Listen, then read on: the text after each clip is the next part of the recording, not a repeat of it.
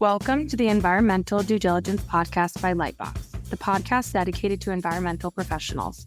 At Lightbox, we are at the forefront of delivering solutions for commercial real estate intelligence. Today, our host, Alan Agadoni, Senior Vice President at Lightbox, talks with Tom Laubenthal, owner of TGL Consulting, Inc., based in LaGrange, Georgia. Mr. Laubenthal is a national subject matter expert in the environmental consulting industry, with specialties in asbestos and lead-based paint topics.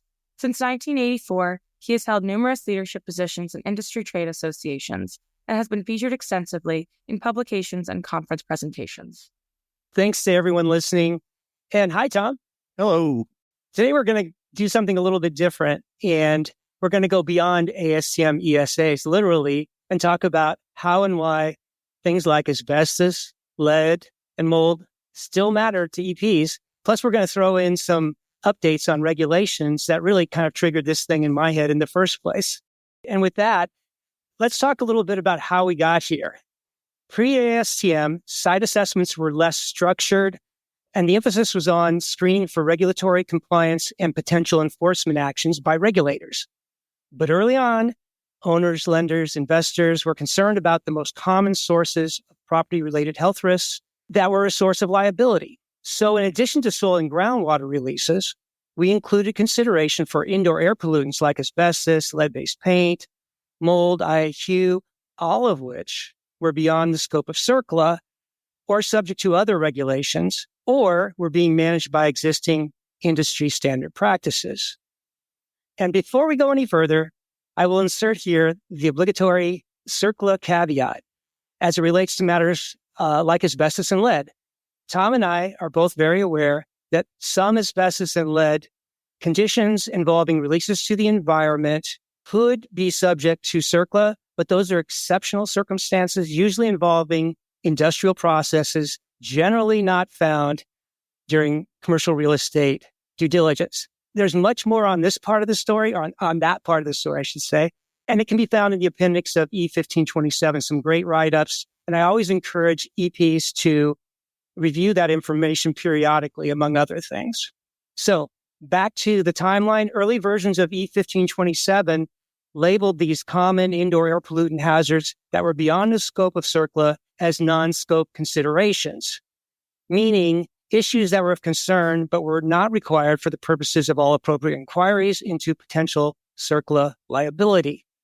And after the development of E1527, several government-funded lending agencies like HUD, Freddie Mac, Fannie Mae issued their own ESA requirements for public housing and multifamily residences that included inspection, sampling, mitigation, and maintenance of risks like asbestos, lead-based paint, mold, and radon. Now, fast forward to 2021 when E1527 added the concept of emerging contaminants to the list of non-scope issues to encourage consideration of PFAS and new chemicals that have garnered a lot of attention recently, including by me. But EPs should not lose sight of all these common non-scope hazards, as we saw in 2024, closing out with a torrent of regulatory changes at both the federal and state levels on not only things like PFAS and emerging contaminants, but also notably asbestos and lead. So today I asked a good friend and colleague whom I consider to be one of the leading experts on industrial hygiene and building safety risks, Tom Laubenthal, to update us on some of the bigger changes and discuss why non-scope considerations like asbestos, lead, and mold still matter, so environmental professionals can avoid liability and protect health and safety of their teams and building occupants. All right, with that, Tom, start with a brief introduction about you. And I know you've worn many hats like me over your career. Maybe a quick rundown of your background and what you're doing these days. Thank you very much, Alan, for having me here and for Lightbox as well. I'm really glad to be able to share this information with you. I've been in the what we call environmental consulting world a little over 40 years. I'm a geologist by training. I got involved in the asbestos issue in the early to mid 80s when it was embryonic, quite frankly. I had an opportunity to grow up with the industry and see everything that had changed and had been very unique positions to observe that. From working in a consulting and laboratory perspective, I moved over to the nonprofit world, what used to be called the National Asbestos Council. They're now called the Environmental Information Association, and had the chance to do a lot of things from congressional testimony to international travel representing American business interests. From there, I went off to my own practice for quite some time, and then spent almost 18 years where Alan and I got to know each other very well with the group ATC Group Services. They're Atlas now. And at the time, I worked with a group called the Environmental Institute, which is the largest training provider in the Southeast for asbestos, lead. We also did mold, safety issues, and a variety of other things. And Alan and my partner, Dave Hogue, also taught an ESA class, which was well thought of at the time. From there, I've worked in various capacities. I'm in private practice now. I'm not in the commercial training world anymore. I'm more of a problem-solving person for people and a fixer, if you will, in a lot of ways. But I have had a chance to teach asbestos and lead classes as well as some mold classes for a long period of time. And I've had a chance to really get to know regulations, work practices, and the fabric of these industries in a firsthand nature. You mentioned the Environmental Institute, fond days back in the 90s and early 2000s, developing courses while you guys were developing the asbestos and lead and mold and air quality and all those things. I was working on the Phase I ESAs, but I remember we had some really good conversations specifically about the role and qualifications needed for ESA staff and environmental professionals to take a look at and observe and evaluate, and in some cases even test and mitigate asbestos and lead. So why don't you tell me a little bit about how that evolved over time and how it still relates to Phase I ESAs? Kind of a little bit of brief history there. As the concepts of ESA processes were evolving, it became apparent to those providing what we colloquially refer to, I'm sure some people do still today, as Phase I services, that asbestos was present in buildings. It's hard to go into buildings a lot of times and not see things like fireproofing or pipe insulation or even asbestos floor tiles, if you will. In that era, there was much work on schools and asbestos surveys. So in the 80s, the big emphasis was on schools, and there was a lot of press and a lot of activity going on in those days, and it was very heavily regulated. So people started realizing that they probably need to be thinking about this asbestos thing too. But here's the unfortunate part. In those days, specifically, there was no regulated training for inspectors outside of those that worked with schools. There was no organized process for people that were taking samples as part of ESAs. Unfortunately, probably lack of respiratory protection and other things like ladders and scaffolding and fall protection and all the things that go along with getting to these odd places where asbestos can be found. Then they would just throw them in their ESA or Phase I reports. Okay? While never intended to be formal asbestos surveys by many that included this info, they were taken as just that by clients. And this is a problem, as most were very brief and would never have met EPA or OSHA expectations in those days for communication as required. And it was listed as part of scope stuff, not non-scope issues. And unfortunately, a lot of people thought that they actually had an asbestos survey when really it was mostly put in there for information. And so, over time, I know that, we're going to skip through maybe 20 years of pain and suffering, but over time, the industry developed a lot of practices and procedures, rules and regulations, trying to address this issue.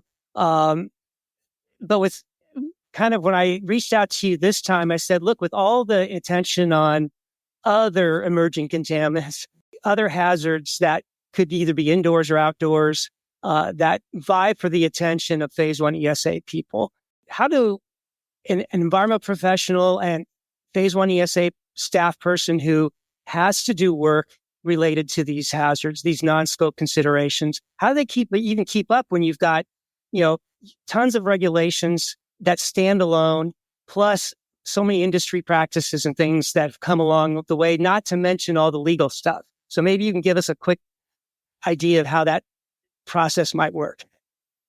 Sure. You have to remember, for those especially that are younger, what we know of as industrial hygiene practices have only been with us for just over 100 years, if you will, with Dr. Alice Hamilton and people in those days that were developing worker protection issues.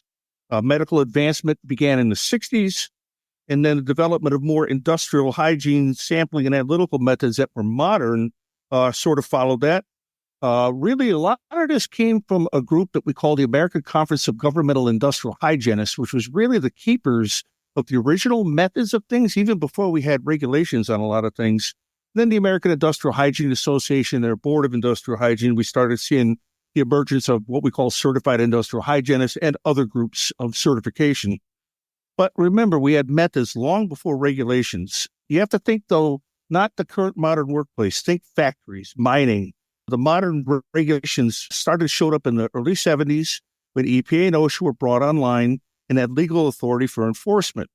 From there, regulations began rolling out. While OSHA has always had varying training requirements and regulations, EPA really started with formal training requirements in the 80s with asbestos and other issues that they were beginning to regulate more specifically at that time.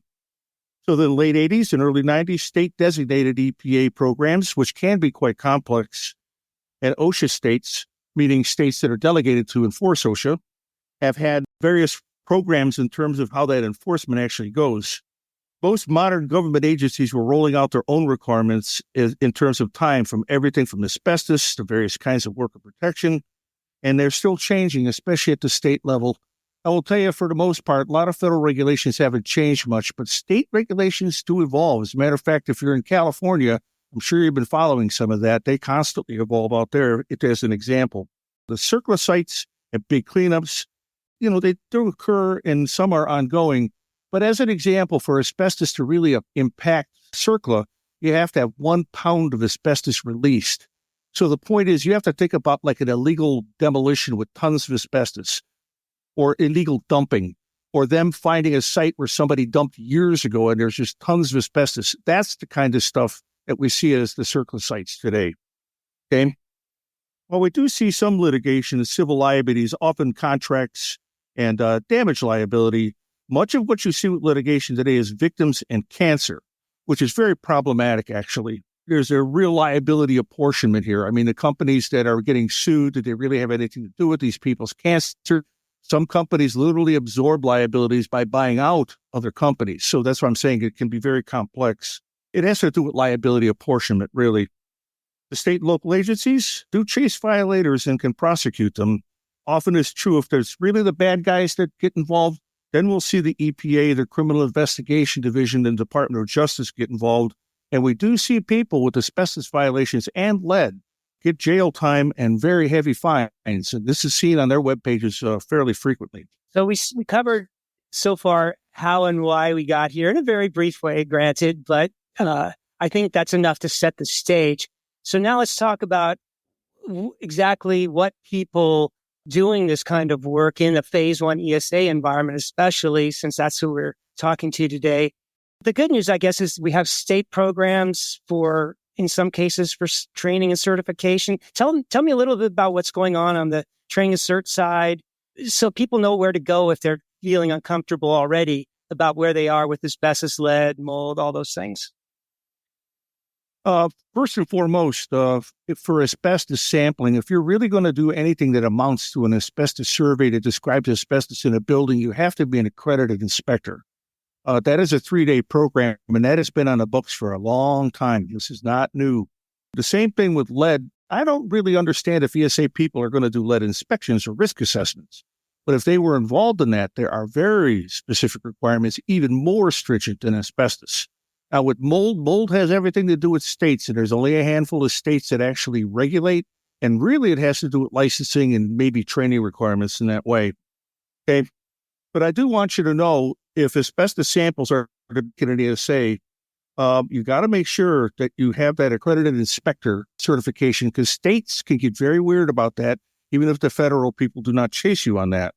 Always in non-scope, and with many caveats, most of which will be ignored. This does not meet EPA, et cetera, et cetera. This can't be used for using material estimates, which is a problem for contractors. But you'll need to work with the bosses in your firm and legal counsel to get those caveats right in those reports so that they are durable. Federal rules have not changed in years, but the state and local programs, like I say, they can be very complicated. And another thing I need to understand, say you're an accredited inspector in Iowa, and you have a license, say, in Iowa to do asbestos inspections, but your client needs you to go to California. don't expect that training and license to be honored in California. You may have to take a training class in California because of their specific requirements. So don't assume if you get training in one place that it applies to all states. I wish it were that way. That was the thought with EPA originally, but it never worked out that way. Yeah. So unfortunately, there is no list, and everybody keeps looking for this list of what state will do this and that. It has to do with training providers. They're only going to be accredited in their market area, not in all of our states. Also, if you attend a sample, remember, asbestos is not at ground level. Okay? It's not always right in front of you. Sometimes you're going to have to get up on things. You're going to have to get on ladders. You might have to bring in safety people to help with lifts. So before you get out there, you want to ask these questions and make sure that you know what your scope is and if you're going to have help with safety issues or what safety requirements they may have on site. I'm feeling like there's a lot of similarities here to some of the other things that Phase I ESA staff and EPs do all the time, which is they need to keep track of what's going on in their states or in the areas where they operate pretty closely, especially if you're involved in multifamily, residential, or if your clients are sending you in for a major renovation or demolition project and you know that going in and you're doing an ESA. So for all these reasons, there's the need to be on top of this because it is very serious business. As you said, not only are there health risks associated with breathing in these indoor air pollutants, but the potential risks from falls, trips, electrocution, there's all sorts of things that could happen. We hope they don't, but people have to be trained to avoid them. So, and equipped properly. So let's just emphasize that. Anything else to say on that? Yes, I do want to reemphasize the fact that if you guys get to a commercial industrial site, always make the phone call to your client and find out who the resident safety people are. If you're doing any kind of work that would have a safety risk, you need to know that they may have specific requirements. Even something as simple as safety shoes, hard hats, eye protection, hearing protection, they won't even let you to the door without it. So don't waste time. Time is money. Make sure that you call ahead of time. Otherwise, you could be sitting for a whole day till you get that resolved. And remember, this will be my last reminder, but remember, there are also rules on disclosures, notifications, and things like that, which need to happen under certain circumstances when you're doing either a risk assessment or surveys, reporting results. So keep that in mind. We can't go into all those details today. We'll talk about a few of them, but and there's one more caveat I want to add in there too, and that is, since we're talking about non-scope considerations under CERCLA for Phase I ESAs and ASTM, we want to remind our listeners that there are other things on that list of non-scope considerations besides asbestos, lead, industrial hygiene, indoor air quality, emerging contaminants. Think things like wetlands, historic sites, endangered species. And we're not going to cover any of those today. I want to encourage everybody to go ahead and keep their eyes as best they can on all these topics because things do emerge and things do change. And it's the best not to find that out too late. So with that, I think we'll move on, Tom. Let's start talking a little bit about the big A asbestos. What were some of the key developments in your mind in last year, and especially as the year came to a close when we saw all these regulations being posted and announced? Well, in asbestos, over the last number of years, and frankly, we're one of the only major countries in the world that hasn't got an entire ban on all asbestos uses and all forms of asbestos. We're closing in on it, but not an entire ban. It's unfortunate. A lot of people are under that misconception. Most of the major federal regulations on asbestos have not changed a whole lot. And one of the things that we do not have is an entire ban on all asbestos use. We're one of the major countries yet in the world that does not. And there are many reasons for that without going into it at this time. But there are advocates, public health advocates that have been pushing this for some time. And they have, through legal means, pushed the EPA into doing some studies on this. And we refer to them as EPA Part 1 and Part 2. EPA Part 1 had to do with the use of a type of asbestos which was still being used in this country called chrysotile asbestos. And there are three major uses of that they looked at. One had to do with chemical production. That's being handled separately. They're going to get away from using asbestos. And then we also had gaskets and friction products like brakes and clutches and things.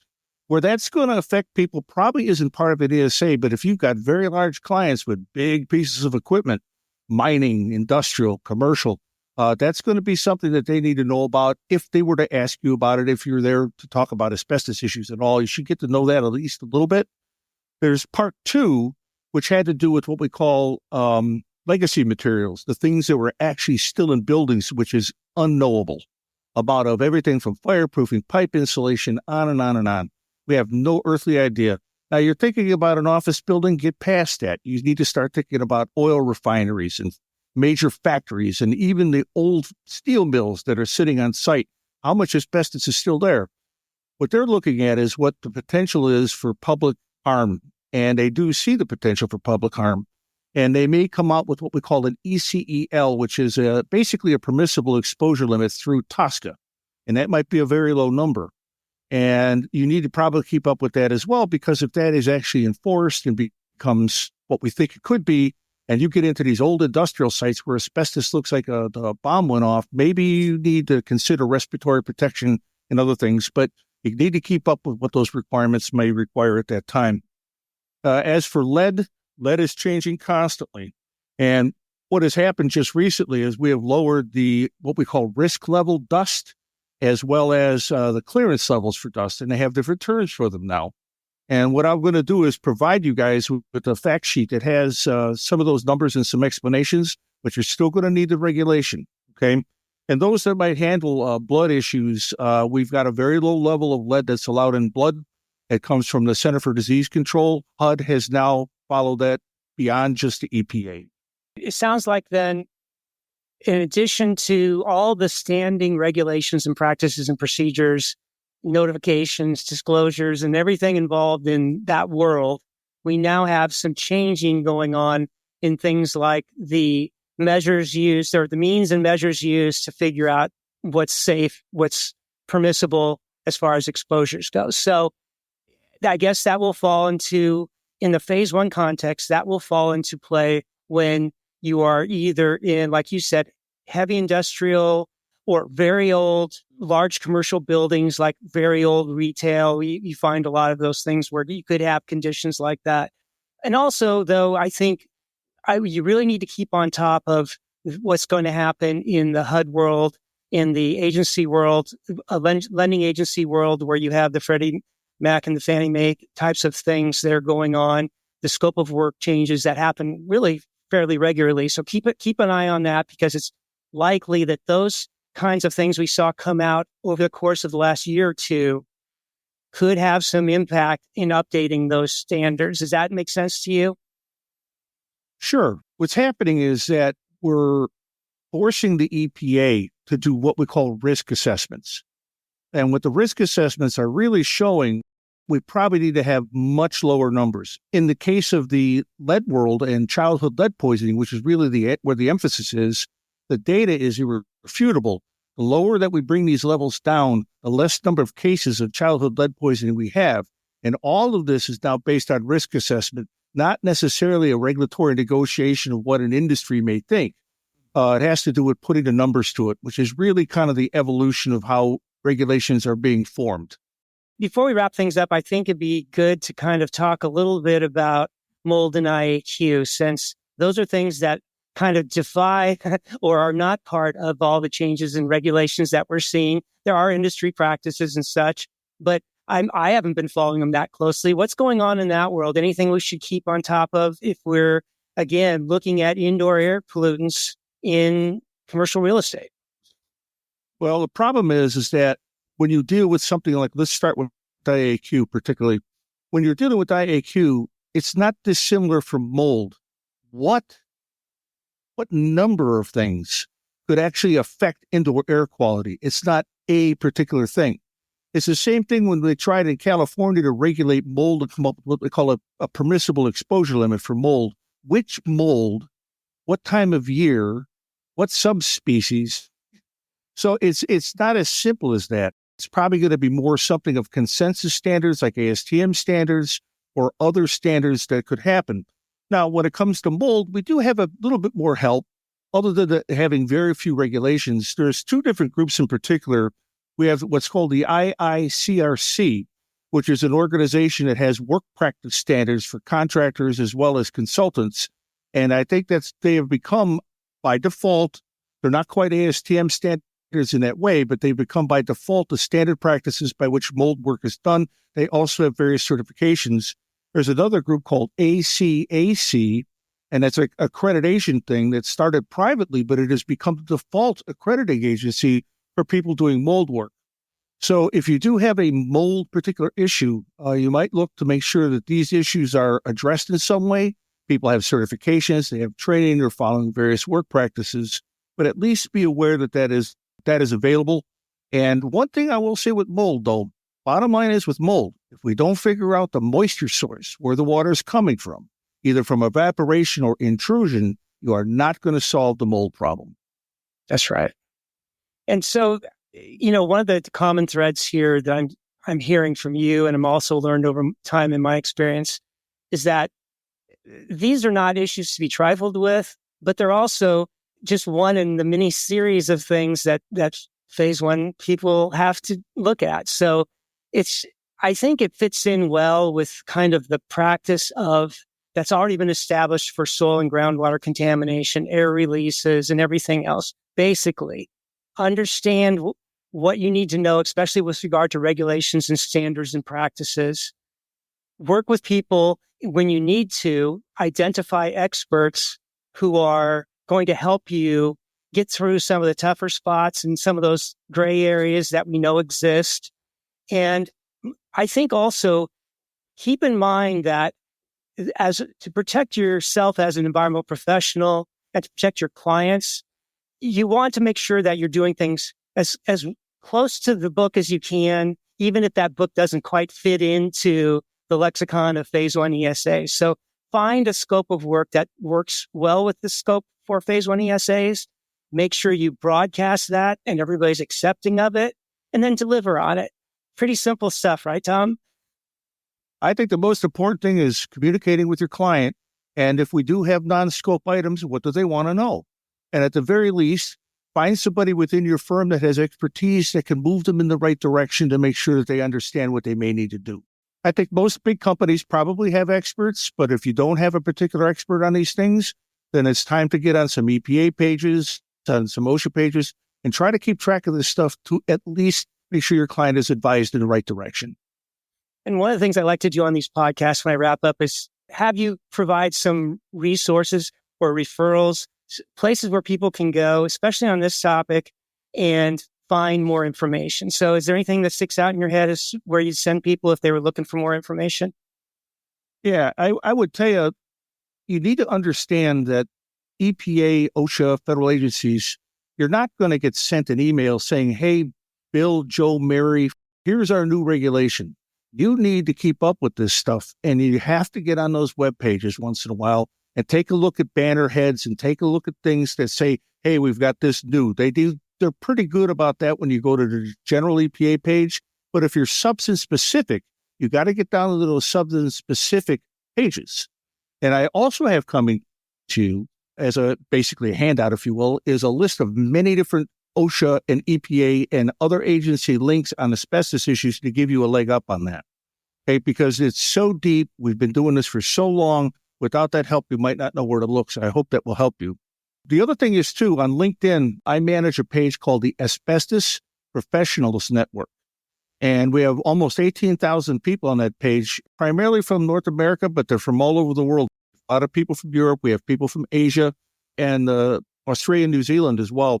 So if you really want to get a sense of asbestos and what work practices are, the kind of things people are asking, I do constant updates on asbestos issues, regulations, news items, enforcement. You might want to consider Asbestos Professionals Network on LinkedIn. Also, trade associations, if you have budgets to go to places like the Environmental Information Association, ASTM meetings, and others, it's always well worth the while, even if you just glean a few things, because you'll also have people there to talk to that have experiences that you may not have that could open up the world to you in terms of things that you need to learn about. Excellent. I'm going to second the motion that people visit your LinkedIn site and your blog. It's very informative. There's always people posting the most interesting things about bizarre applications of asbestos or new discoveries with regard to lead. It's just extremely interesting and nerdy for all of us who consider ourselves environmental nerds. So Tom, we're out of time, but thank you so much. Glad to be here. And thanks to all of our listeners. Please let us know if you have any feedback, questions, or suggestions for future topics for this podcast by contacting me or your Lightbox EDR representative. Cheers, everybody. Thank you for listening to the Environmental Due Diligence Podcast by Lightbox. Tune in next month for timely coverage of news and issues impacting commercial property due diligence. This podcast was produced by Josh Bruning. Access this episode and all our future episodes at lightboxre.com/podcast or your favorite podcast streaming platform. Until next time.